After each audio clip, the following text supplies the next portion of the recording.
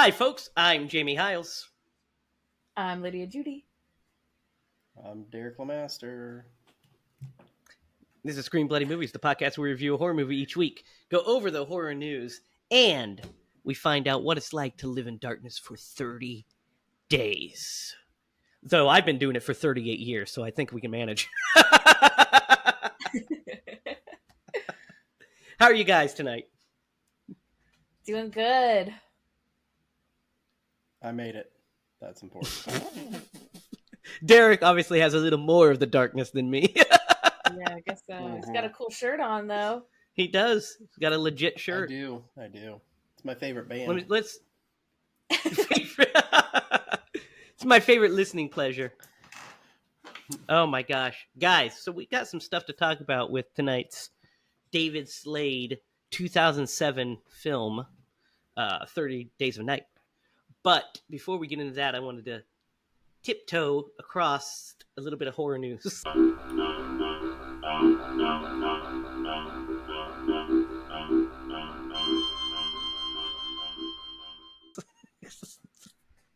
my new thing. And I've got some, we don't have a lot, but the ones I have are kind of interesting. This one's kind of goes back to something we talked about a couple weeks ago. Remember how there were rumors about, a sequel to The Pope's Exorcist? Mm-hmm. Well, now we have confirmation from the producer who tweeted out, Armoth Nation, I just got the call. It's officially happening. And so they are officially making a sequel to The Pope's Exorcist. So this thing's a franchise now, which is, I've not seen The Pope's Exorcist yet. We need to watch it. But, I mean, a Russell Crowe horror franchise is just a fun time to be, right? Fun thing to be. Yeah. Yeah, he's a good actor, so. Yeah, and, I just never thought I'd live to see the day that Academy Award winner Russell Crowe would be starring in his own horror franchise, and that's kind of bitching, I think. It's good for the horror genre to have that caliber of actor doing projects like that, for sure. Yeah, agreed. And it's also good for us to have, the Sydney Sweeneys and the Melissa Barreras and the, these big, high-profile actors dipping their toes into the horror genre is also great. All right. Dip my toes in a pool and sit next to him. There's a lot of different directions. I thought you were gonna go with that. I wouldn't have blamed you for any of them. So, guys, this is interesting. We got a little bit here. So the directors of a movie we did not too long ago, Talk to Me, they have a new film coming out. Danny and Michael Filippo, they have now announced that they are doing a movie called Bring Her Back with Sally Hawkins from The Shape of Water, starring. The plot, Deadline reports the plot as, they said it's being kept under wraps on the secretive project, so we don't really have one. But it's being produced by the same producers of Talk to Me, who also produced The Babadook and Nightingale. So these guys are doing this before they return to a sequel to Talk to Me. Would you be interested in seeing the next project they do? Definitely. Yeah. Yeah, I mean, we enjoyed that movie. Yeah. Yeah, we liked it. We didn't think it was, the bee's knees. That cat's meow, but we thought it was pretty good. Yeah, I mean, I really like Sally Hawkins too, though. Yeah. So, got sevens, which is, not bad. No, solid. Very good. So here's something that I forgot about, guys. We're getting a prequel to Rosemary's Baby. Oh. Is it called Tadpole? Oh my god. Tadpole. That makes it is not sense, called that. I love it. That'd be as good as Smile, a Slight Frown. A Slight Frown, yeah. As far as names go. I think that one's got a chance. The Rosemary's Baby, a tadpole. It is not called a tadpole, thank fucking Christ. A slight tadpole. We get it. It's a sperm joke. It's a sperm joke. I get no respect. For my I like it to be like a frog. Like a frog. It's actually both a prequel to Rosemary's Baby and Princess and the Frog. It's called Rosemary's Tadpole. I like to it's like the merge shit, right? Mm-hmm. It is actually it's called Apartment 7A from the director of Relic, and it's heading to Paramount Plus this Halloween. Apartment 7A. Yeah. I have not seen Rosemary's Baby in like 30 years.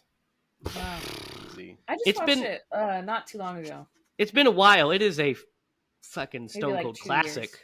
It's a classic. Man, I really loved the sequel to that.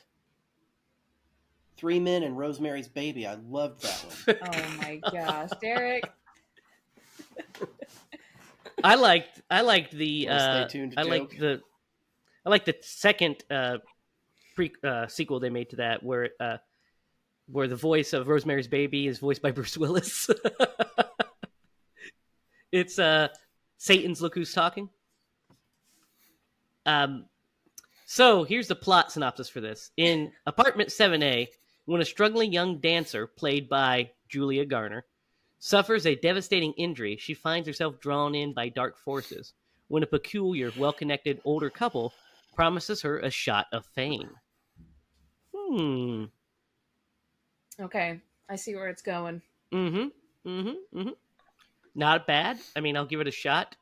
God, Rosemary's Baby, that's an interesting one to have to be a franchise, right? It's such a classic, one-off film at this point. I mean, there's sequel novels to Rosemary's Baby, but, well, it's almost like they're taking the, Satanists, they're like, what else do they do? Yeah, spin off on them. They're like, let's not talk about Rosemary, but let's see what the Satanists were up to. What were they doing before? What were they doing before setting up hookups for old Devil Boy? So someone's gonna have to nominate that because I literally just cannot recall. Yeah, we'll have to watch it. We'll have to watch it. It's a good one. We'll have to watch it. There's some, Roman Polanski is problematic to say the least, but a hell of a filmmaker, that's for sure. And then finally, I saved this news for last. I had to still myself for this. Okay. We have a new movie on the way, guys. It's called Mickey vs. Winnie. No. Is it a horror movie? It's gonna... Mickey versus Winnie? Yeah, so it's not from the people that are making the Poonaverse. Not that. But this is a movie from filmmaker Glenn Douglas Packard, who made the movie Pitchfork, which I've not seen. Details on it. The film follows two convicts in the 1920s who escaped into a cursed forest only to be dragged and consumed into the depths of the dark forest's muddy heart. A century later, a group of thrill-seeking friends unknowingly venture into the same woods. The Airbnb getaway takes a horrifying turn when the convicts mutate into twisted versions of childhood icons Mickey Mouse and Winnie the Pooh and emerge to terrorize them. A night of violence and gore erupts as the group of friends battle against their now monstrous, beloved childhood characters and fight to break free from the forest's grip. In a horrifying spectacle, Mickey and Winnie clash, painting the woods in a gruesome tableau of blood, a chilling testament to the curse's insidious power. So who do you want to win? Sign my name to that. I will watch that. So there was a great there's a great tagline for Alien vs. Predator. I don't know if you guys remember it. It's whoever wins, we lose. Remember that? Oh, that's a good one. That's the tagline for this movie as well, because whoever watches fucking loses. I'm just saying, people, prepare. Oh, prepare yourselves. Horror fans call for the thrill of witnessing icons like Aliens and Avengers sharing the screen. Nobody has said they wanted Aliens versus... I've never said that. That sounds horrendous. Aliens versus what? The Avengers. Aliens versus the Avengers? Dude, I would watch a Aliens versus Wolverine movie. That'd be pretty cool. Oh my god. So yeah, this movie is coming, and it's literally just called Mickey vs. Winnie. Guys, this might be the darkest timeline for multiple reasons, but that's part of the reason that we might live in the darkest timeline is this public domain horror trend. I hope it fades out soon, because it's going to get better and better as new titles become available. Just reeks of what they need to do. Public domain. Cash grabbing. They need to have one of these Disney characters, or available characters, be like the final girl. Yeah. Well, when Minnie Mouse becomes public domain, when Minnie Mouse becomes public domain, that's what it'll be. It'll be Minnie as the final girl. I'm ready to see Betty Boop versus the fucking Jack the Ripper. That's gonna be on the way soon. Jack the Ripper? Yeah, she's gonna be like boop boop be doop. I would 1000% watch that. And the twist is she's just naked the entire movie. That's how you sell it. Yeah. Well, she's already pretty much naked. Yeah, that Betty Boop cartoon where she's like running around with like the skeletons and stuff, and it's all scary. Ghosts. Yeah. That would be. They're just gonna remake that in live action and make the skeletons fucking. Dude, that would be the trippiest thing ever. That would be awesome. Someone should do that. Derek, we're making a Betty Boop for skeletons movie. Can you imagine how trippy they could make it, and it would be like its own thing. It would be pretty unique, I think. I do like incorporating Jack the Ripper because it makes absolutely no sense and it's hilarious. That's awesome. That's awesome. Let's throw him into any situation. Yeah. I don't think those poor women that were murdered by him think he's so awesome, but... Well, no, but I got so excited. I recently bought an antique top hat. And my dad was like, that could have been Jack the Ripper's. And I was like... this is such a cool hat now. I somehow don't think Jack the Ripper was actually wearing a top hat and a cane. Oh yeah, definitely. Well, everyone did, I think. But, well, he's probably poor, so I don't think he was. But do you guys remember Kolchak, the Night Stalker? You remember Kolchak, right, Derek? Yeah. Classic TV series. The pilot episode, actually, which is great, has him facing off against Jack the Ripper. Really? Yeah, it's pretty great. Yeah, if you've never seen Kolchak, Lydia, you got to check it out. It's good. It's a precursor to the X-Files, man. It's just a lot of fun. Yeah, okay. I mean, it's Monster of the Week. He's a investigative journalist who always ends up getting these cases of monsters. The pilot movie, so he made 2 TV films before they made the TV series. And the first one is a vampire story. It's called The Night Stalker. And it's about a vampire in Las Vegas. It's fucking great. This sounds amazing. Yeah, the Kolchak, I have the whole series on DVD. It's one of my favorites. Darren McGavin. How many seasons did they make? Only 1, unfortunately. But it was very popular. They had 2 TV movies and then this TV series. And then balloon just popped up behind me. Darren McGavin. Darren McGavin, who is the dad from A Christmas Story. Yeah. Is our lead. And he's hilarious and amazing. Yeah. Okay. Yeah, Kolchak. Watching that. Kolchak out there in listening land. You guys gotta watch it. It's great. All right. Let's move from the classics of Darren McGavin and The Night Stalker and get to a more It's funny. I was going to say a more modern movie. It is more modern than 1974, but it's also nearly 20 years old at this point. 30 Days of Night. Guys, is this either of your guys' first time seeing this? No. I haven't seen it in like 10 plus years, but no. How about you, Lydia? Did you remember the first time you watched this guy? I remember watching it so many times in a row. So it kind of all bleeds together for me, but I watched it way too often because my dad likes to just put a movie on, repeat kind of sometimes. He's like, that was a good one, put it on there. I'm That's like, funny. We're watching this again, so we watched it a lot for like a month. For 30 days? Yeah, for 30 days I watched this movie. That's 30 Days of Night. I did remember. I haven't probably watched it for years, but I remembered like all the beats of this movie. You're like, this is where Josh Hartnett scowls. Yeah, which is pretty much every scene, but this is where Josh Hartnett scowls again. yeah, or like the reveal of like the little girl. I was like, I know it's gonna. Jake was like, oh, I didn't think about that, and I was like, I knew all about it. Derek, so you haven't seen this in like 10 years, you said? At least it's been a while. I think you, me, and Joey went to the movies and watched this. You might be right. I came out in what, 2007? I think we did. 2007. That timeline adds up for sure.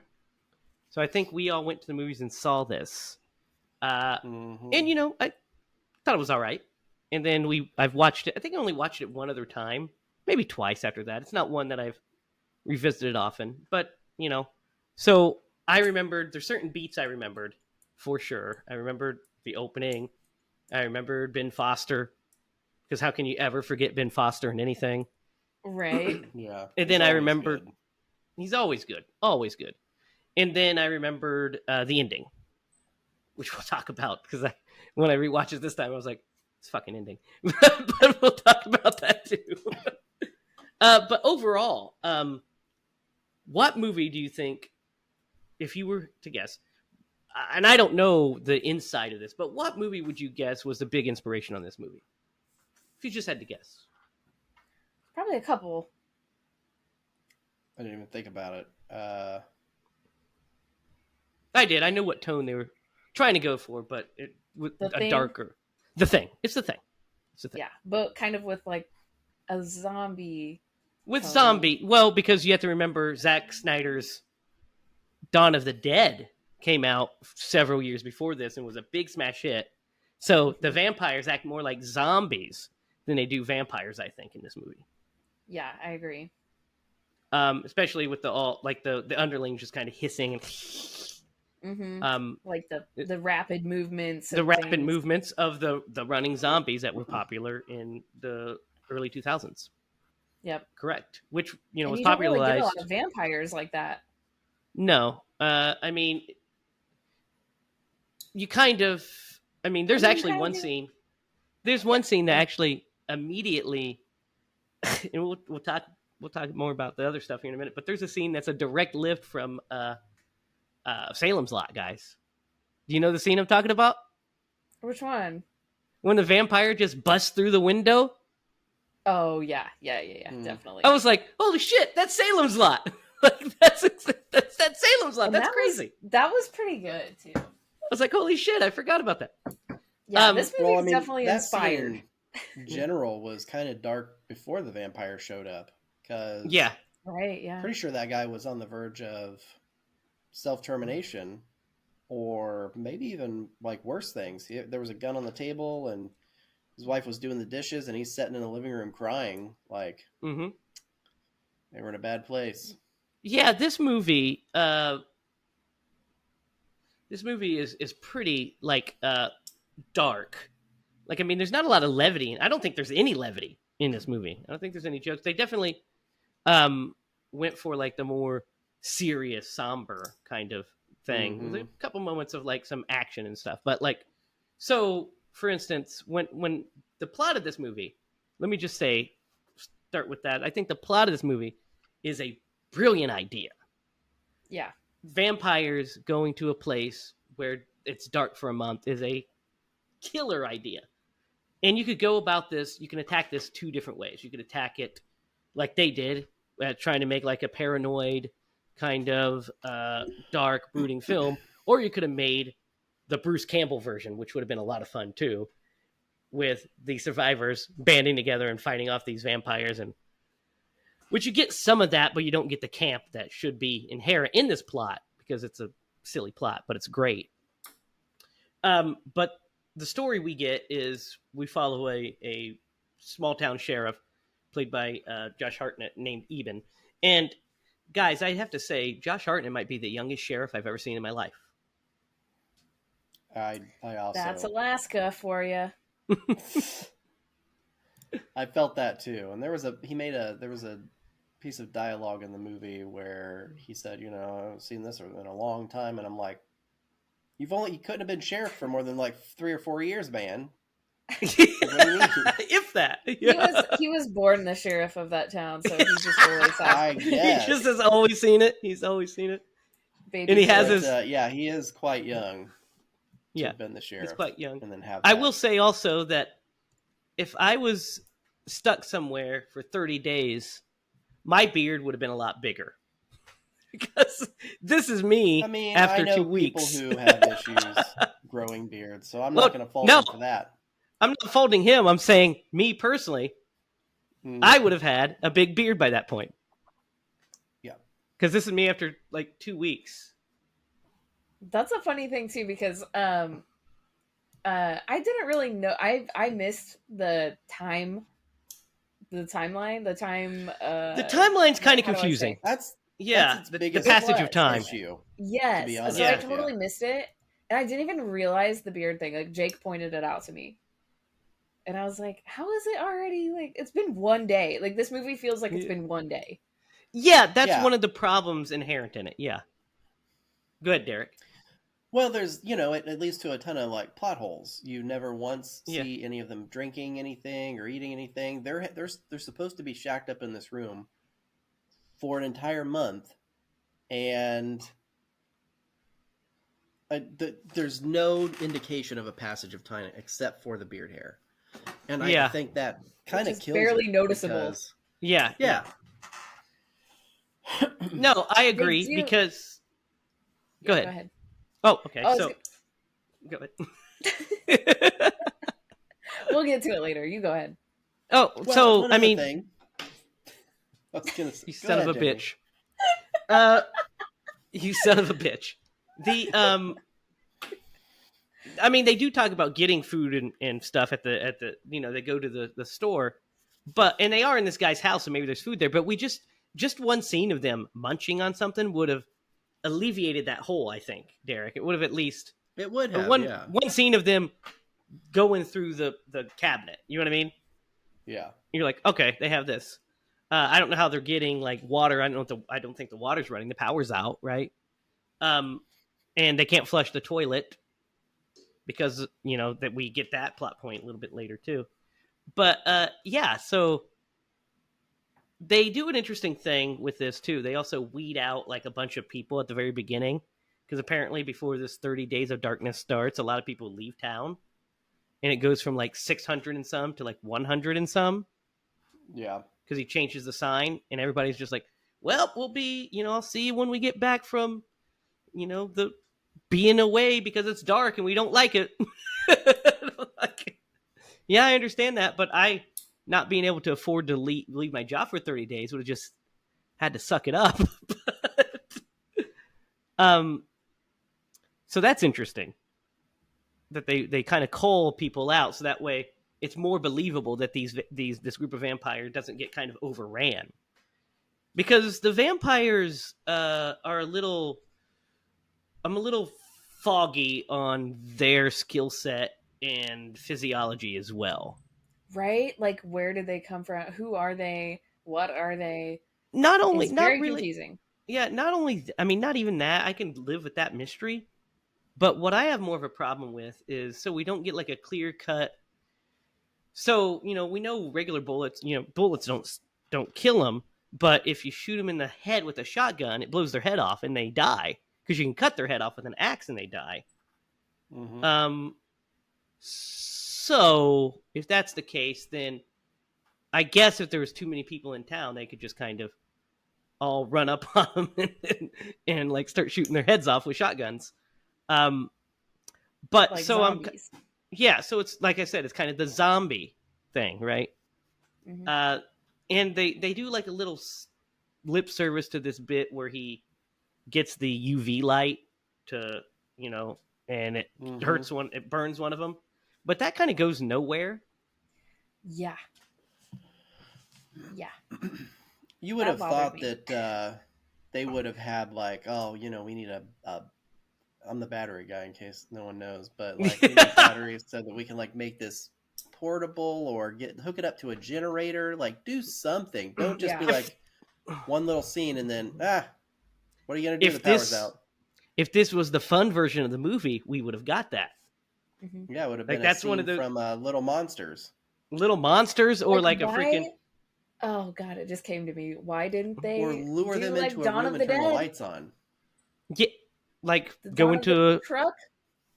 They oh had yeah that big bulldozer or whatever, and they could have just like strapped a bunch of lights to it and like took everybody out. Maybe I don't mm, know. yeah. Maybe I that's mean, dumb. it's no, it's fine.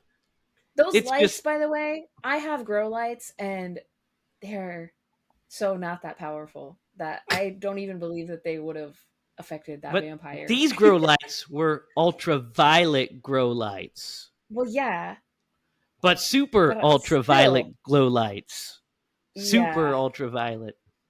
sure. They thought it was a cool idea. They put it in the script. They're like, well, we can't have. I don't know why that wouldn't have been the finale. That's a kick-ass idea to lure them somewhere and to pop them with that lights. I mean, that's a fucking Yes. classic Van Helsing move, right? Yeah. Mm-hmm. That would have ruled. Then you don't have to Um, sacrifice yourself at the end. well, yeah, we'll talk about the end because this movie, like I said, has this kind of somber tone with beats of action. And if I do have one knock against this movie, it is the shooting and editing of any of the action scenes Mm-hmm. because they are I shaky. paid It's that shaky close cam. attention to that too. It's that terrible shaky cam, and it's like jittery, like it jitters. And it kind of gives me a headache. Um, and it's kind of confusing. You don't know what's happening. It's right after the second Bourne movie came out. This is all of these things are happening at the same time, guys, right? So Yeah. Dawn of the Dead comes out, and and so we get zombified, and then the Bourne movies come out, and every action movie after the Bourne Supremacy comes out is doing quick cut, fast, shaky cam action because it's kinetic. The difference Right. is Paul Greengrass used it to show how kinetic these fights were, but they were also well choreographed, so you kind of understood what's going on. Shaky cam, in my opinion, covers poor choreography. Right. Um, if you don't know how to use it, and that's not saying this movie has poor choreography. I just don't enjoy the way that is shot. That's What the do you guys thing is feel about that? yeah, that's like, I was gonna say the same thing. Like I feel like this movie didn't have bad choreography, but you still can see it, or like the action, like anything that like happens so fast, and they Yeah, do that, and it is chaotic, and I get that, but it's like I kind of want to see like what's going on? You want yeah, geography? Yeah, yeah. yeah, Because I think besides that, this movie looks great. I think the way it's shot, I think the cinematography is really good. yeah, Um, the lighting's really good. There's some like cool shots. There's some like artiste shots. Like when Ben Foster's monologuing in the cell and he's the only one lit. It's one of those. yeah, But I yeah, like the way this movie looks. I think it looks, especially that overhead shot where we see all of the vampires attacking the people and the chaos in the town. That's pretty fun. yeah, and the snow. What do you guys think of the snow? Well, the snow adds everything. That adds that Yeah, thing quality to it, and like the yeah, isolation. the CG like tiny little slow Oh, snowflakes. so that's terrible. Yeah, yeah, that's terrible. I But thought you meant but snow in general. Yeah, yeah, the little snowflakes, I was like, honestly, like I would be complaining, but it doesn't look that bad. in this movie. No, the only time the snow doesn't look great is during the whiteouts. Yeah. When they're walking. But I mean, that's just special It effects did being look where they can windy be. though. Yeah, that's just special effects. I'm not gonna knock on that. They're just special effects being where they were at the time. VFX Yeah. being where they were. Right. Yeah.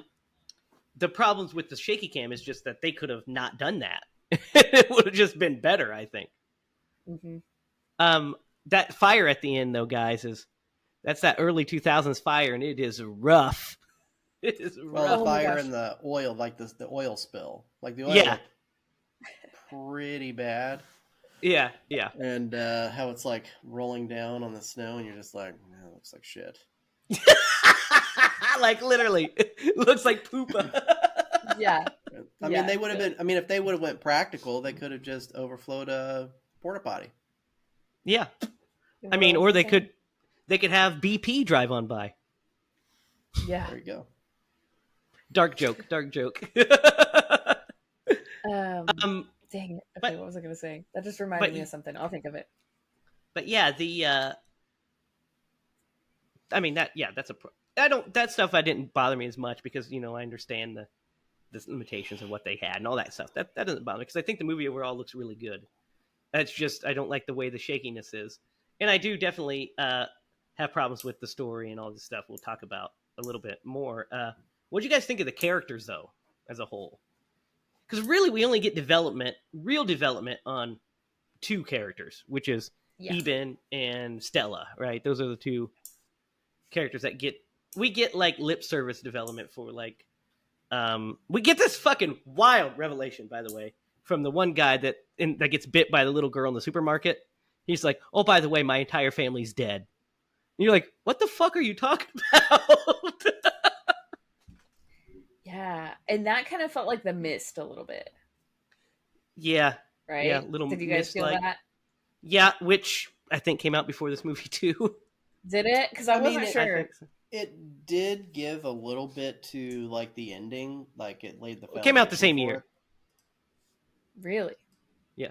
No, it did. We get a little bit of like we get the scene earlier where he's asked about the family, and he's like, "Oh yeah, they're sending me stuff, blah blah," and then we get that revelation. So he's like, I want to join them, and I can't live forever, so kill me. It's a poignant scene, but it's the way it's handled, like out of nowhere.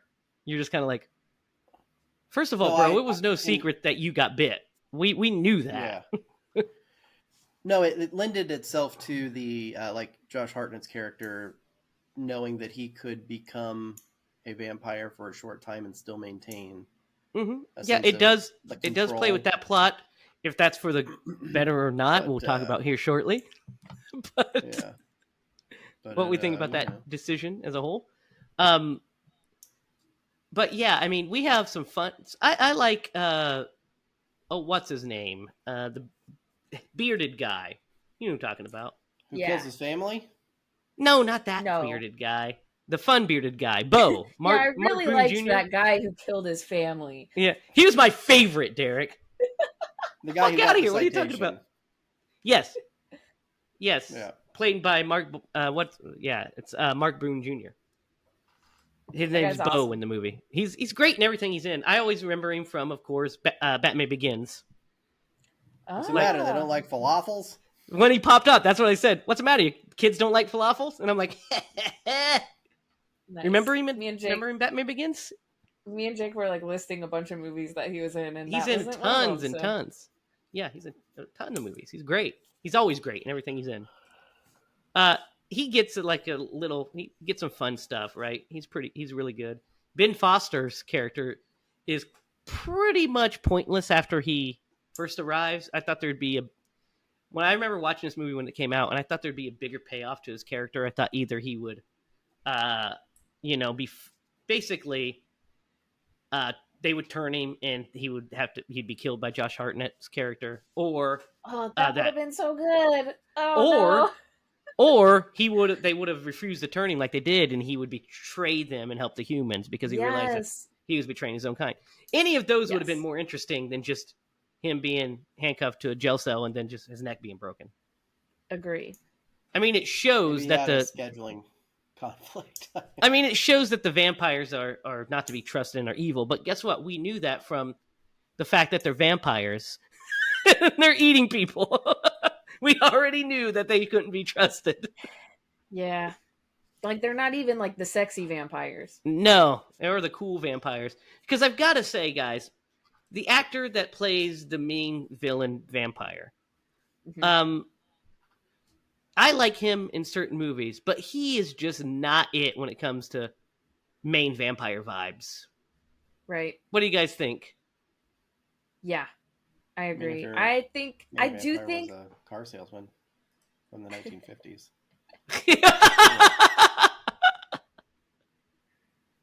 I don't know. Yeah, I think it's a miss for this one. I do think that he looked cool and creepy, but like just I guess like all the vampires together did not work. Like casting just wasn't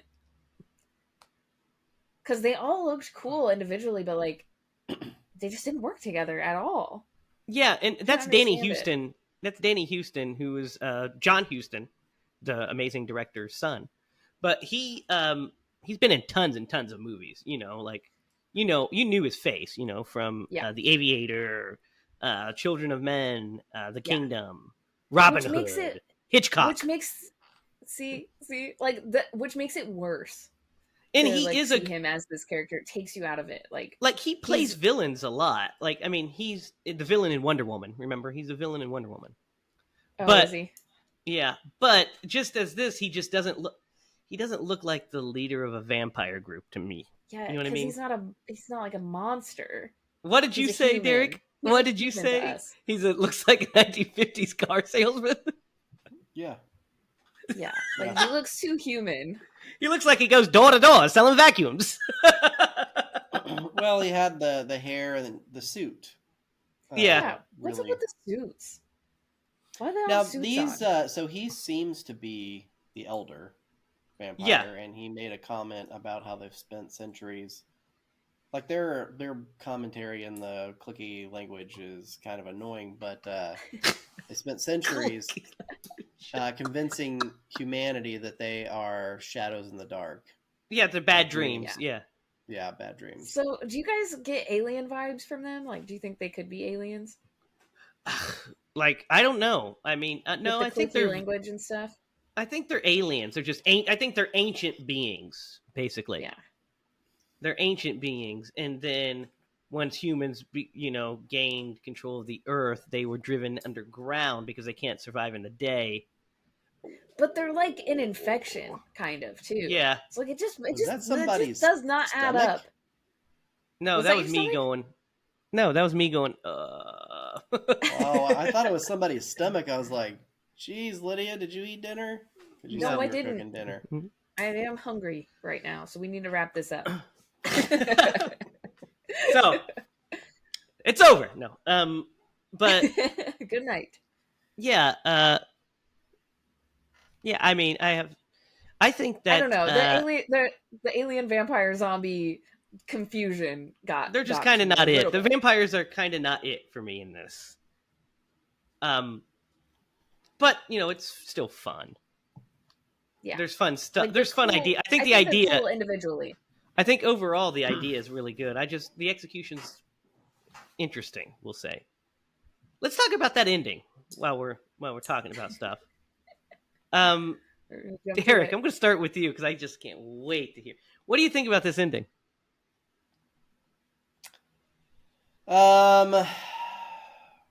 It's kind of lazy writing. They telegraphed it from a mile away from the beginning shot, which was like one of the little bits of humor in this movie when he was like, "Yeah, I brought Tammy up here. Yeah, everybody did. Yeah, Not yeah, Tammy, but yeah. but yeah, they telegraphed it hardcore, and it was just a bit of lazy writing. I was like, man, how are we going to get out of this scenario? You know what? We're going to make him turn, and he will take out the main vampire, and we'll call it a day. And it also gave a hero's death for him, and he sacrificed. I don't know. I was not a fan. There's so many different ways you could have done it. What do you think? What do you think, Lydia? Well, that just made me kind of feel like listening to Derek talk about it. It kind of made me think like this was written backwards. Like someone had this ending in mind first. Kind of like almost like a very like male driven fantasy. And Yeah, then they were I see like, what you let's mean. Not how fill in my the rest of it. fantasies turn out, Well, buddy. no, but like imagine like Why not someone Sydney who's Sweeney? like someone whose like woman left them and they're Yeah, like literally like she like says the line like I should have never left you. And it's like, well, you left him for a reason. Like you because just he didn't leave want to him. have kids. Which we Yeah. never oh. We Yeah. get that one line. That's the only reason. Because you said, "Good thing we didn't have kids, huh?" Or "Good thing you didn't want to have kids," because that'd just be terrible. Oh. Which actually proves him right, of course, in your male gaze fantasy that you're talking about. See? Like that's okay, yeah. That's what I Which think is about the kind ending. of a conflicting message because of his reaction to uh, his buddy cop and how he took his family Yeah. out and then Yeah. got gun Yeah. jammed, and he was like, "Yeah, you can't do that. You're supposed to protect them." Yeah. So I don't know if there was like a deeper plot angle behind that, but it was a little contradictory. I felt, but I mean, maybe it's more complex, like he didn't yeah, want children because he felt like he couldn't protect them because he's seen so many things being a cop, yeah, there's Something like that. not to get on too much of a tangent, but like that much darkness really does affect people, like really does. Yeah, Medical conditions. let's talk about that because Mm-hmm. that was one thing I wish we would have seen a little bit more focus on. You kind of get the undertone, but it's also kind of being overshadowed by the fact that there are vampires running around killing everyone. But like the darkness is like a scary thing. Like these people are going crazy at the same time as this is like happening, Kind of, yeah. right? Yeah. And it's compounded because now it's not even that it's dark and you go to your buddy's house or the diner or whatever. Now it's dark for 30 days and you're trapped in a room with a bunch of people. You know what I mean? Yeah. It's interesting. Yeah. What do Yeah, you think, I mean- Jamie, about the darkness? No, I mean that's why the movie's as bleak as it is. I mean that's kind of like the Mhm. point of it, I think. And yeah, there's definitely psychological underpinnings, but the opposite is also true. So this is kind of like the counterpoint to Christopher Nolan's first like real feature film is a movie called Insomnia with Al Pacino and Robin Williams, and it takes place during the opposite time when the sun doesn't set for 30 days. Oh. And the effects it has on Pacino's cop character, and his trouble sleeping and stuff. So it just messes with our cycle Dream psychologically. environment. Yeah, Yep. messes with our psychology. But I feel like I could handle it. what 30 Days of Night? Yeah, I think I could. Yeah, I would sleep a lot. I would like hibernate. I feel like I would just feel like amazing after Gorge 30 yourself days and of night. just be watching horror movies for 30 days Hell all yeah. day. Just like Sounds great. dark movie theater living room Next year. and then just naps. Next year, guys, popcorn. we're taking a trip to Alaska for 30 days, and we're going to live in 30 days of night and watch movies. All right, we'll see who goes Well, insane if I first. can write it off as a tax write-off. We'll figure it out. We'll figure out the details later, Derek. Don't you dare. Don't you dare. Maybe they've So, got a castle we can rent. yeah, maybe. So anyway, here's my problem with the ending of the movie. Okay? Yes. My problem with the ending of the movie is that it feels like it comes from a different movie. Because here's why I feel that way. Up to this point, we've had and I mean, it's a downer, so to speak. It's still dark, but he kind of turns into a superhero, right? Like at the end of this movie, he gains superhero powers to defeat the vampires, and I always thought it was kind of a weird tonal shift. Then it goes back to dour when he cooks himself in the sun. You know what I mean? Yeah. So, Which was kind of cheesy. it's extremely cheesy. That's the one thing I remembered about this movie was the one thing I never forgot was the ending, because I remember when we watched it that first time in the theaters, I was like, kind of cold on that ending. And not him sacrificing himself. He would have sacrificed himself, ran out there and let the vampires attack him and blew them all up or something. Whatever happens, I would be okay with that. But the way it happens is kind of weird for the tone of the movie they were going for, like for the rest of the movie, I feel like. And that's how the comic book happens, but it's still just like, you know what I mean? I don't know about it. Yeah. Like, I have already thought of a much better ending. What was yours? I would have gotten the grow lights and lured them up to the mulcher and got them in that room, and then turned the grow lights on, and they have no place to go but through the. They did use it, and they put a vampire through it, but yeah, I'd have chewed him up in that thing. That's how I would have done it. I don't hate the idea of like him like injecting himself to be a vampire to defeat them, but like I kind of just I'm like, and then you just like I want to be a vampire, so I want like just live as a vampire now. Like, Guys, just keep me in the basement and feed me goats. yeah, come out when it's 30 days of night again, and just don't eat people. Like John is John cheating on you? I'll have a chat with him. Yeah, so here's what Then you would have a vampire sheriff in this dark town. That would be so badass. So there's a lot. I guess it's because like it's what they basically. So here's what's confusing. I guess they turn feral, except for the leader who has complete control over all of his faculties. He can decide who he wants to kill, and how. And Josh Hartnett kills him, therefore kind of taking his place, I guess, right? Yeah, sure. Because the rest of the vampires, definitely what happens, because after he kills them, they disperse. Like, they don't even try to, they're like, oh, he killed our leader, cut the head off the snake, whatever, yada yada. But it's because of the tone they were going for. They wanted that ending in the sunset.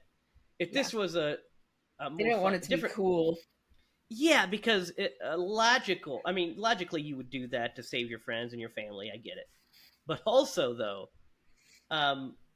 there is a world where if they had, I guess if he could keep his own faculties about him, like that one vampire does, then it would be kind of cool for him to just be like a vampire hunting vampires, Blade style, right? Yeah, that's what I was thinking. Because he asks her, he's like, should I go after the rest of them? And she's like, nah.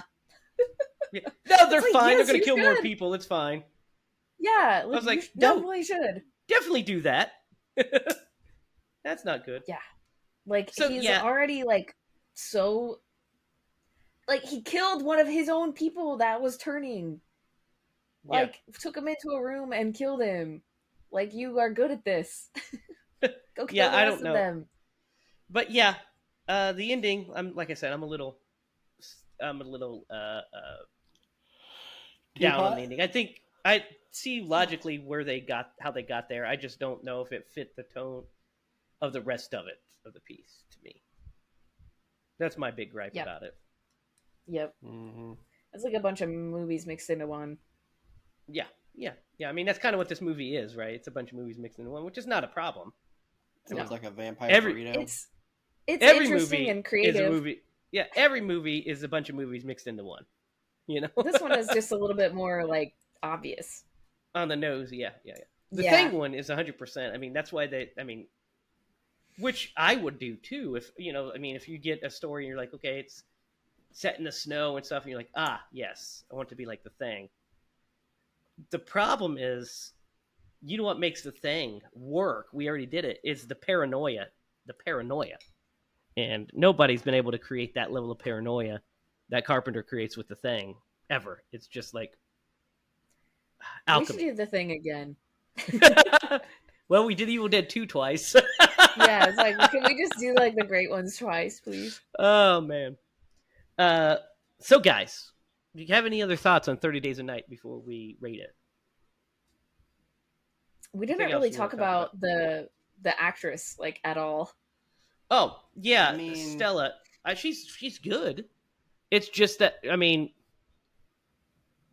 her character kind of is along for the ride. I feel like, I mean, this movie is definitely, the engine is Josh Hartnett's character. Is, you know, he's the engine that runs it, and then she has a couple of interesting moments, like the way they trap her in the island is interesting. That guy just apparently fucking not being able to see cars and smashing into them. Yeah. Yeah. You Yeah. can understand if you it's know a what, whiteout or something. You know what? One thing that like really just didn't make any sense.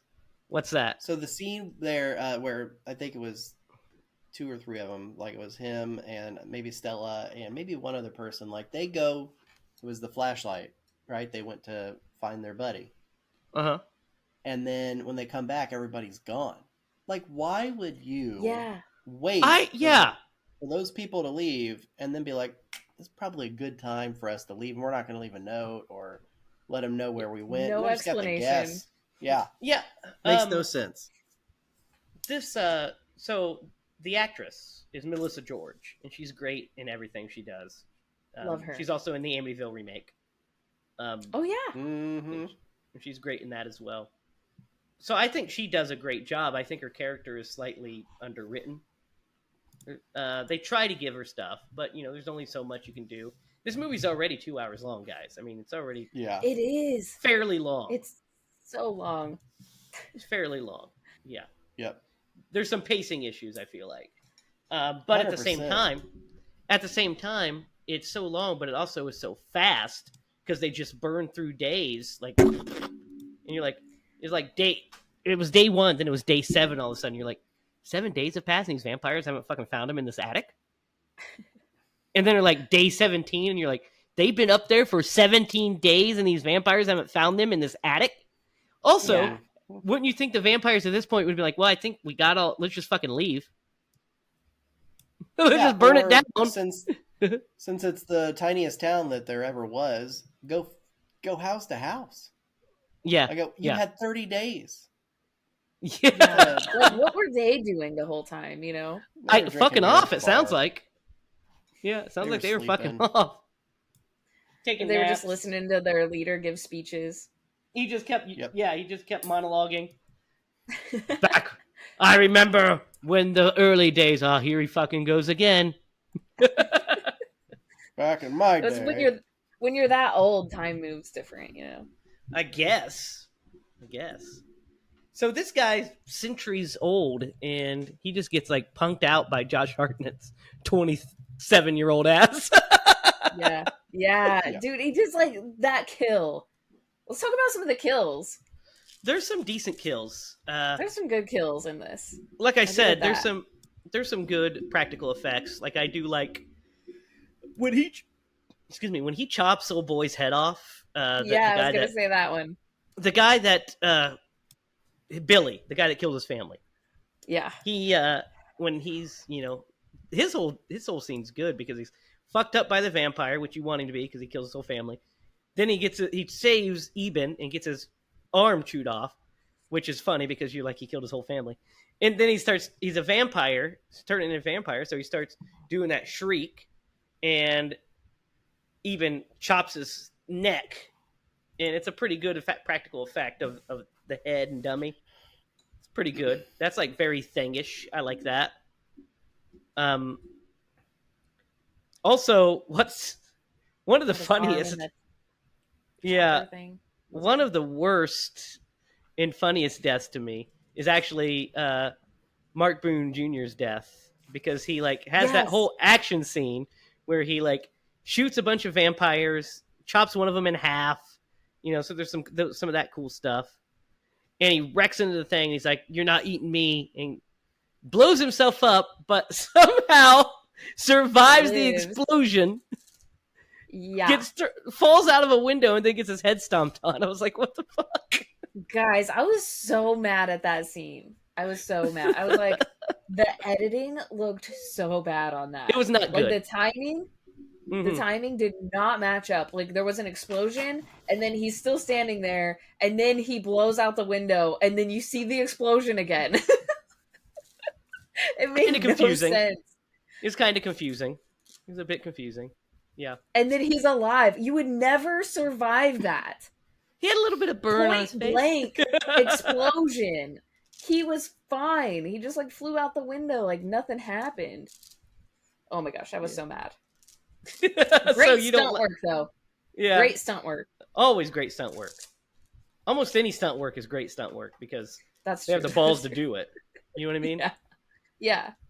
Got people Stunt jumping in people. windows. Number one in my book always.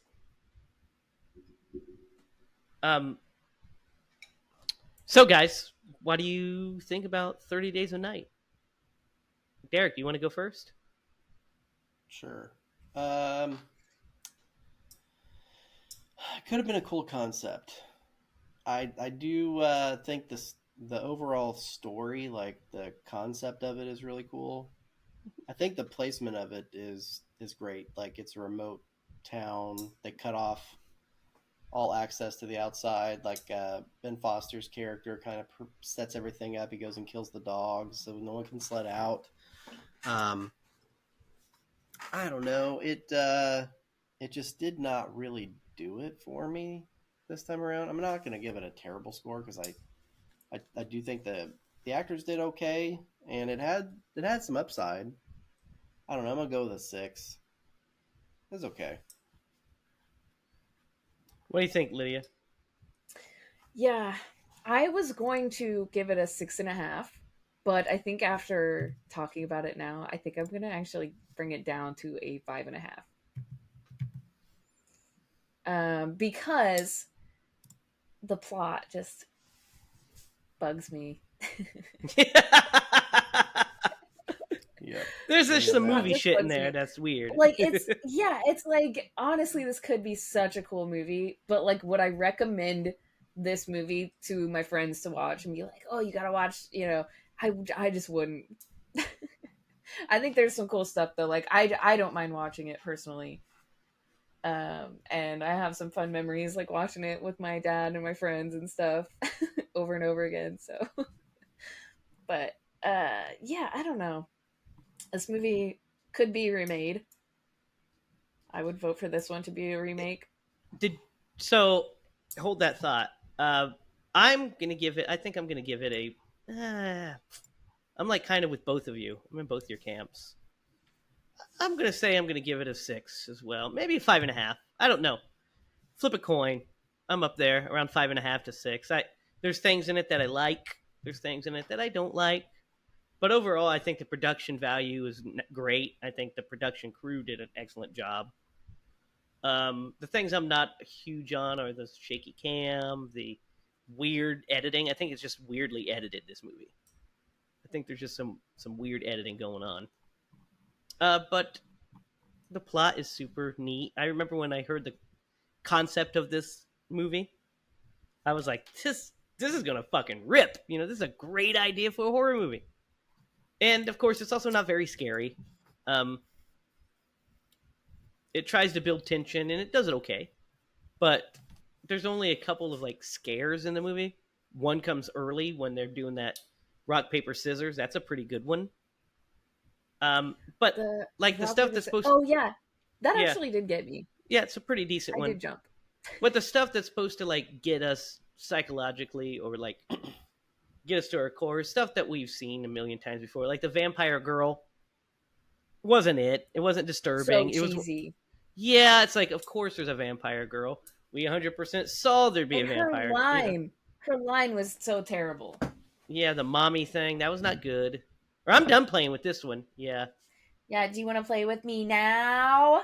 Yeah. No, don't do that. Yeah. Not with that one. That one's not for me. But yeah, so I'm gonna agree. I'm gonna go 5.5 as well. 5.5. Just because of that little girl. That just did it. I sent it back over to a 5.5. I was like, I'm leaning towards 6, and then you reminded me of that, and I was like, oh, that was not the best. But just a couple choices. Yeah, like could have made this. I think the acting's pretty solid. I think Josh Hartnett is good in this. I think he's very solid. Mm-hmm. I mean, we joked about his age, but that's just because he was definitely young. But I think he's good in this for sure. But yeah, 5.5.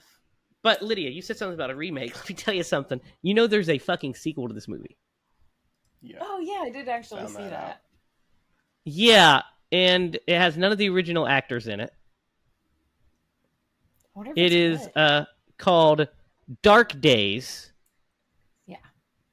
and it's follows Stella traveling the world trying to convince others that vampires exist.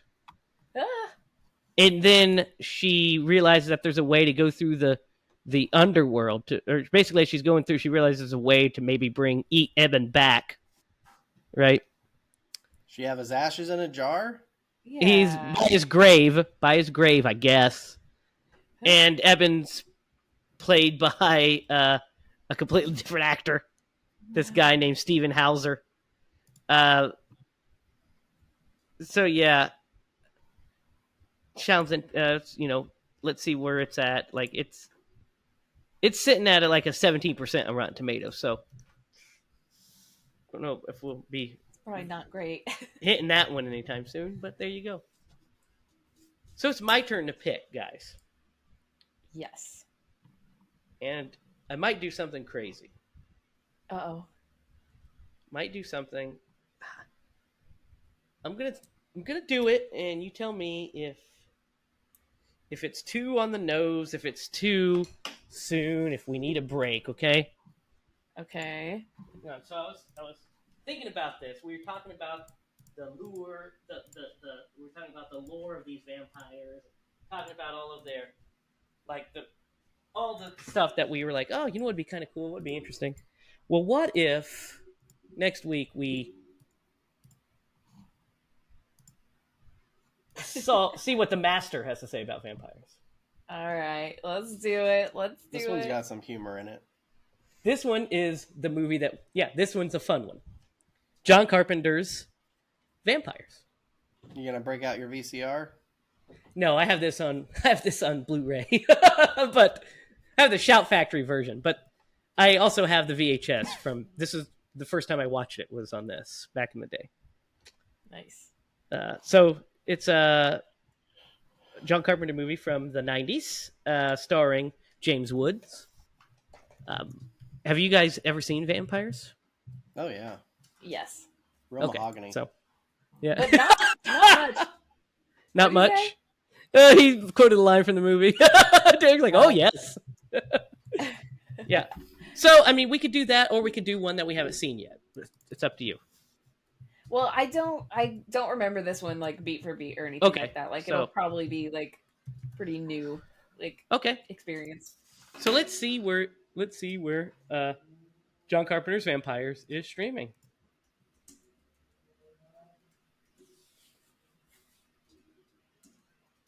If it's streaming at all. John Carpenter's Vampires is on Netflix currently. Oh, nice. There you go.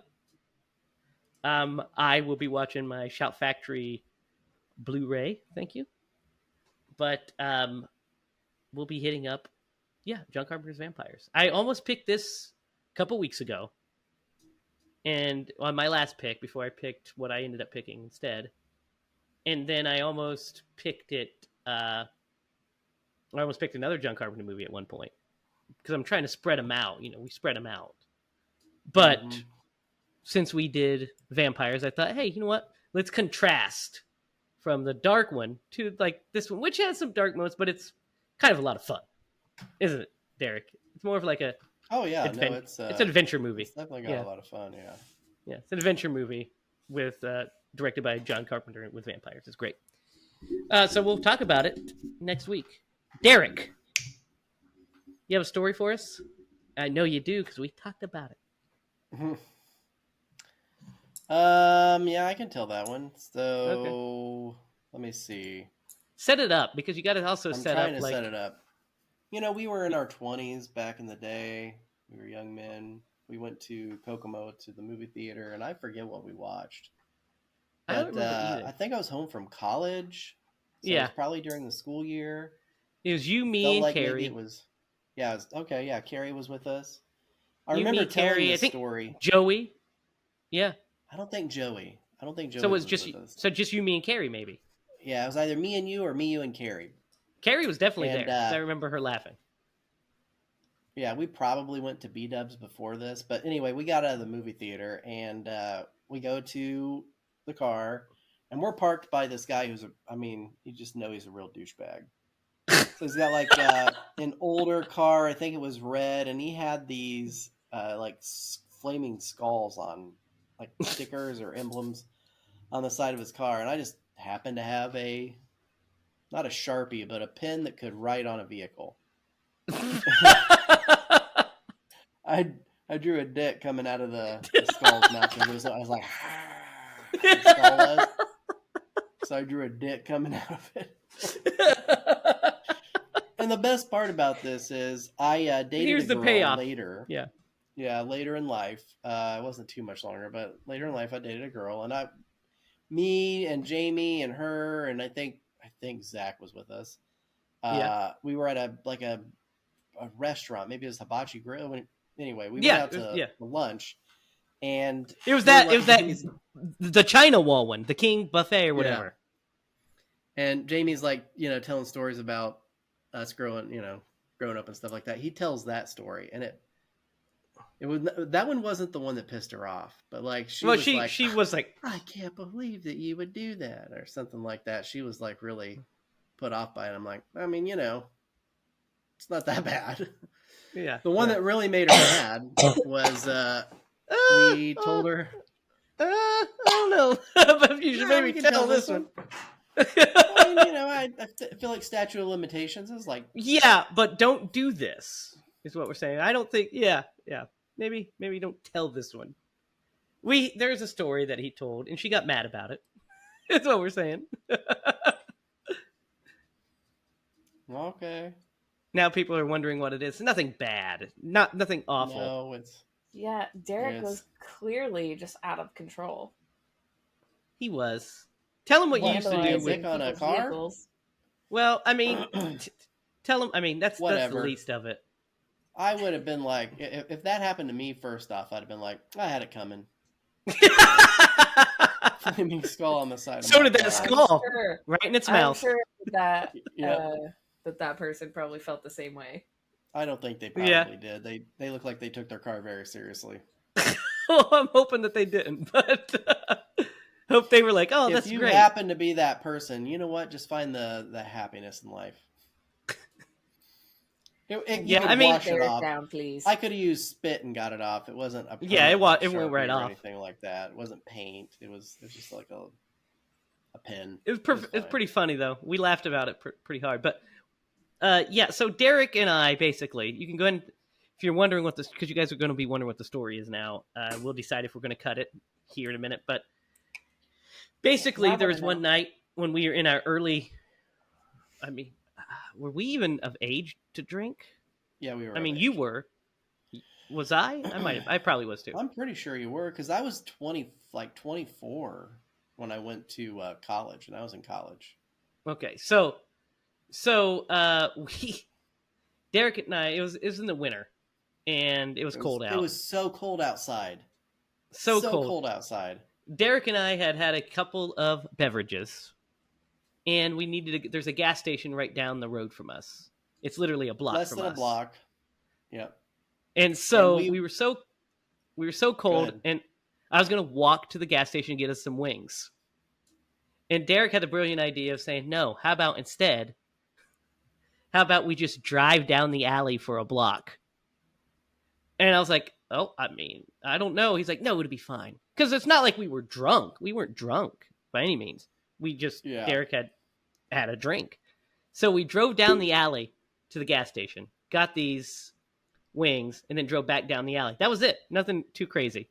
Don't drink and drive at all. But we were buzzed and drove. And Derek told that story. And she got incredibly angry. Now, down the alley? Down the alley, yeah. Yeah, so like, think of the absolute. I thought you guys murdered someone. No, I mean, you know where the gas station is, Lydia. Story. Yeah, Lydia. I know exactly what you're talking about. Yeah, just that straight shot. Defense, yeah, in her defense, I think her father was an alcoholic. Oh, well, yeah. I'm pretty that would have added some context. Yeah, Doesn't explain why I'm pretty she sure that doesn't he think was- that Sean Connery was the best James Bond, but that's no accounting for taste. But yeah, I think that she had life experience with that. But anyway, You know what? she You know what broke my Derek used to heart. do with his. You know what Derek used to do in alleys with cars? Drive them. Drive down. Don't I? You know. Do you know about that? Of course, I know about that. The car door? I know what The car door? I know. I know about the trash cans, buddy. Oh, those. I was thinking about something else. Derek used to. What else did you do? He used to drive down alleys and grab trash drove, cans. Lydia. I never grabbed a trash can. Maybe I grabbed And they one. would So drag the trash can down the alley. Oh, Derek. Derek used to This be is a a little whole new- vandal back in the day. No, you gonna I had a do? summer. I had a summer, and then we got caught. And then we got put on probation. And I say we, it was me and two of my buddies. I don't know if you told this story in the podcast, but you got to tell that story because it's the funniest story. What about We'll decide getting how much of any of caught this by we're keeping. the Yeah, police being caught. officer? Yeah, you got to tell it. So, man, this is so bad. And you know, if my car window ever gets broken out, I'm just gonna chalk it up to karma. I'm not gonna get too pissed off about it. I mean, I'll be mad that I'm out the money, but I'm not gonna be like whatever. Anyway, so we're in my mom's like Oldsmobile, white Oldsmobile, and we are being little vandals. I don't know how descriptive I should be about this, but Not me, by the way. I wasn't involved in this. you were not in the car. It was two other friends, and so we pulled up to this van, and we had like bashed some mailboxes and like done some really stupid shit, and we broke a car window. And we drove off, and I'm not kidding. Like we go down like 4 blocks, and we turn and we cross a bridge, and we come to a 4-way stop. And I could, because I'm taking my buddies home. They lived on like consecutive streets. I could have went down the first street and dropped friend A off. I didn't. I went to the next intersection to drop friend B off because I wanted to go hang out with friend A. Some more. And so I did that, and there was a police officer directly across the 4-way stop, and I turned, and he turned right behind me and flipped his lights on. And I got pulled over in friend B's driveway, and the cop like ushers me out, and friend A's like, "Man, I'm gonna get out and run." I'm like, "Dude, don't do that. Don't do that." 'Cause I'm stuck here. Like we're gonna tell him who you are. Don't do that. And so luckily we had left the instrument that we use to do all these things. Did we grab it or bring it with? I think we might have left it. Either way, so the police officer takes me out. My two friends are sitting in the car, and he's got me at the back of the vehicle, and he's like, "So, what you been doing?" And I'm like, just cruising. Just cruising. And he goes, we got some calls about people vandalizing mailboxes. Now I'm going to ask you one more time. What have you boys been doing? I should have been like, nothing. We weren't doing anything. It was a white 4-door car. Super generic. How many white 4-door cars are there in the Tons. import? Yeah. So anyway, I at that point I'm like, okay, he's putting pressure on me. So I'm like, bashing mailboxes. So they didn't even get us for the other thing. The only thing they got us for was destruction of a mailbox. And oh goodness, of the 3 of us, one of us got a lawyer and fought it, and he got the harshest penalty. I got the least penalty. I got like 40 hours of community service and a fine. And then the other guy, he got about the same. He got like 40 hours of community service and a fine. And the other friend B got a lot more because he got a lawyer and tried to fight it. But anyway. Wow. Yeah, they're destructive. Who knew? If you hear friend B's perspective of this, it's the funniest because he says he sees out the window Derek say, the cop asking him, and Derek's like, just cruising. And then he says, I'm going to ask you one more time. And Derek goes, bash your mailboxes. I'm not good under pressure. Folded like an origami. That's so funny. Yep. In hindsight, best thing that happened to us, because Yes, for I sure. got put on probation and I was close to being 18. And so the probation officer knew my family because my brother had went through that and my sister hadn't yet gotten to that level, but she was like just a little bit behind me. So this lady knew, and she was like, you know what? We're only going to give you like 6 months of probation because when you turn 18 and you mess up, then we're going to get you. And I was like, I'm going to take notes. Yeah, because basically they were like, we know your brother, the fairy dragon of death. So we know all Jay about had a him and his reputation. ways. Yep. And so they just figured I was the apple that fell not far from the tree. And so, but I turned it around. You proved I didn't them do wrong. anything after that. Yeah. Yep, you proved after them that, wrong. I was like, okay, well, they knew who I am. I should probably lay low now. Yeah, well, it scared friend B enough that we once went ghost hunting, and we were at this place doing like some scary ghost thing, and he and my cousin get out of the car to like go. They're like, we're gonna go investigate. So me and another friend were in the car, and we're sitting in there. We're like, okay, I guess we'll wait here for them. And then I just hear friend B screaming, like, oh my God. And we hear him running. And I was like, oh, they're going to try to scare us. Here we go. They get in, and he looks, the driver gets in, and friend B looks at the driver and goes, dude, you didn't tell me this place was private property. I'm on probation.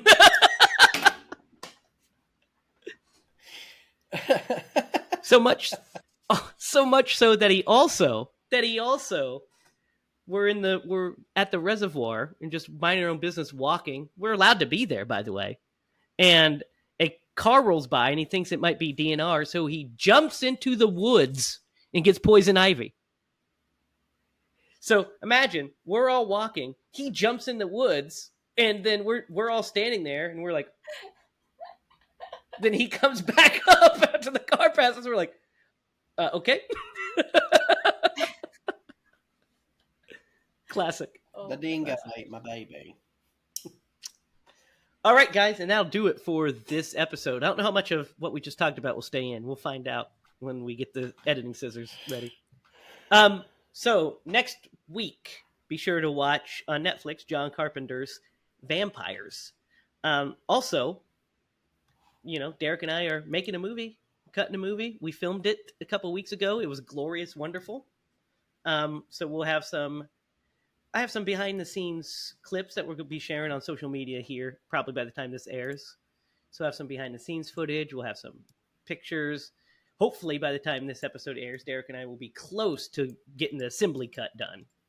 Probably will at that point have the assembly cut, be ready to move on to coloring, sound mixing, and visual effects and all that good stuff.